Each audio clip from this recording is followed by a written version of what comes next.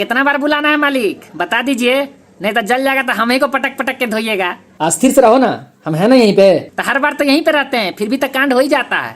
तनी हमारा सामान टाइट कर दीजिए बढ़िया से कस के। हाँ मालिक सुनबे नहीं करते हैं, जाइए। रे साला रे, एक तो सीटी मारता है ऊपर से पानी पड़ाता है रे, छिछोरा कहीं का। तुम्हारे पे काहे सीटी मारेंगे रे करमजली, मुंह देखिए रे अपना, कम बोलो जरा, समझ में आए ना। रुको बताते हैं, रुको रुको। अरे अरे बड़का हरामी है साला। बुलाओ अरे भाई अरे देखिए कुकरवा क्या कर रहा है मालिक।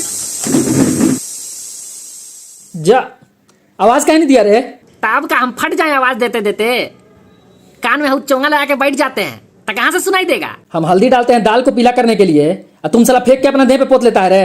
साफ हमको ना करना पड़ता है। लो ये भी मेरा गलती है। ना ना मेरा गलती है। ना ना ना ना मेरा गलती है। हाँ तो आप ही का गलती है, वही तो हम कह रहे हैं तब से आपको।